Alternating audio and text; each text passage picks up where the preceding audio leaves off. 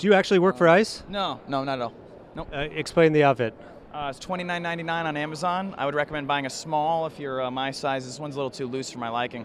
But yeah, if you want some entertainment, wear this and go to a Home Depot in a sanctuary city like where I live right now, Washington, D.C., and you'll see all the illegals. Not all of them, but you can maybe see a lot of them start to run away, and you feel like a group fitness instructor. It's really good.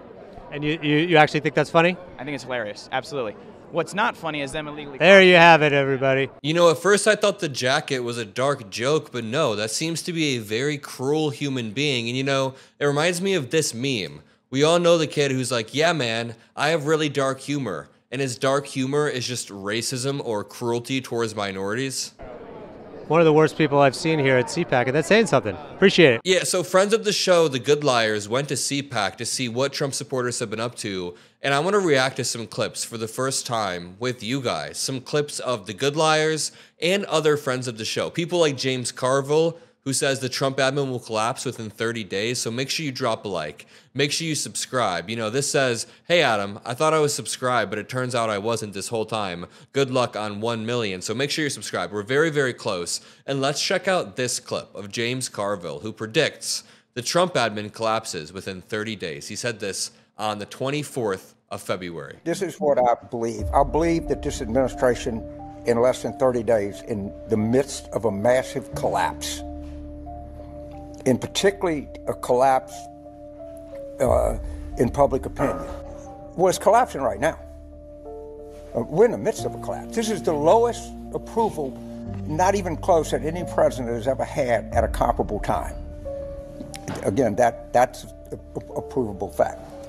And I think the House Democrats, and this is going to shock a lot of people, I think they know exactly what they're doing, and they know exactly what's going to happen. And I've never been a sick fan. I think Democrats make a lot of mistakes, but I think these guys know what's coming and they know how they're going to handle it. And Mike Johnson's going to have no other choice. He's going to have to go. And when he does, that's surrender. Yeah, you know, I'm a pretty big fan of James Carville, and I've been saying this for a while. I think the Trump admin is going to overstep massively, especially with Elon Musk digging around in places where he really shouldn't be.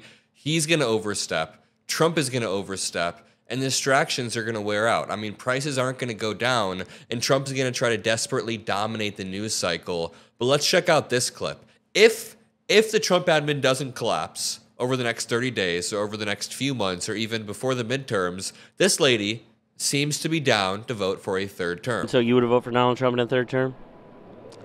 Yeah, I think I would. And what do you think about the Constitution? I'm a constitutionalist. What about the 22nd Amendment that would prohibit him from running for a third term? Yeah, it would. I would bother me, but. But you would still get your vote.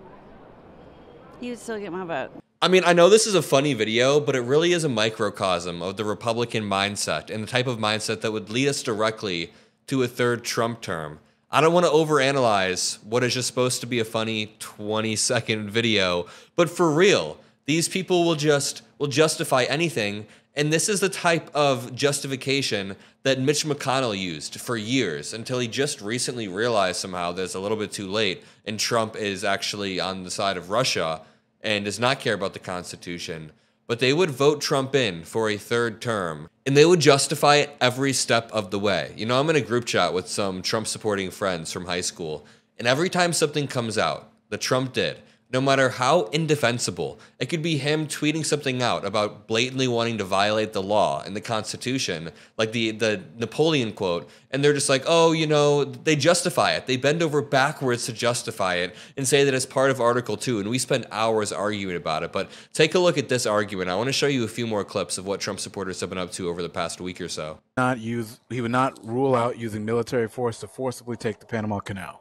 You think they're really gonna not give us the Panama Canal? Why would they?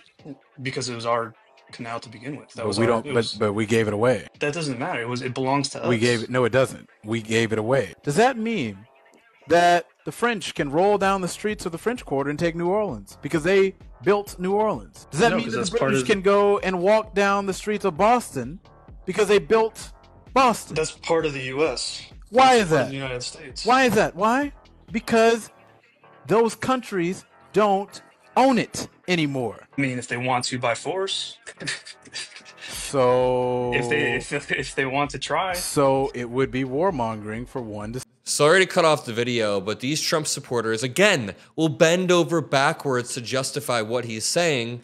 He could say the most warmongering thing ever, and you know what? This dude could amass troops on the border of Canada, and they would say it's justified because the Canadians triggered us by this or that. They always are justifying Trump's actions. To say that they would want to go and take back New Orleans, right? If Emmanuel Macron was like, you know what, I want to go and take New Orleans by force, would you not say that that is warmongering?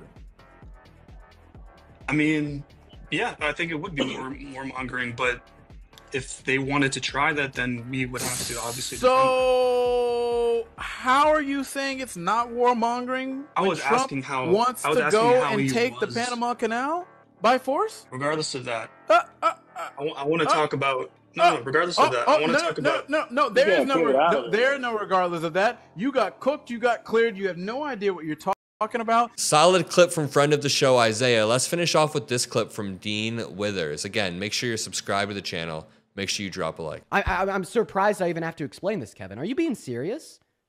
I'm dead ass, bro. Wait, so if somebody calls for the abolishment of gay marriage, are they anti-gay marriage? No, I mean. What? No.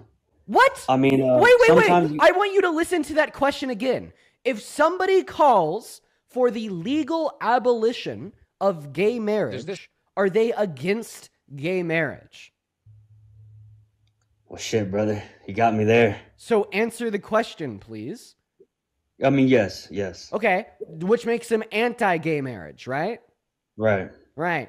So if you call for the abolition of gay marriage, you're anti-gay marriage. If you call for the abolition of civil rights, are you anti-civil rights? Right. If you call for the abolition of the Constitution, are you anti-Constitution? Yes. Phenomenal. If you're anti-Constitution, are you anti-American? No.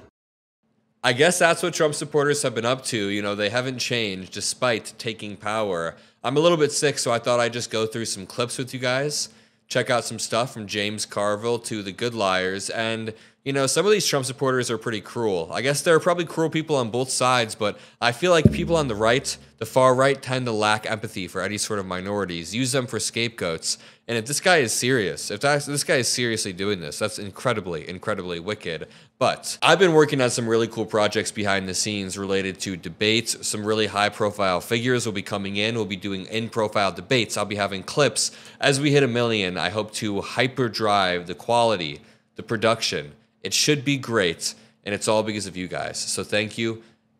Make sure you drop a like, subscribe. Have a great rest of your day or night, and I'll see you in the next video. Peace out.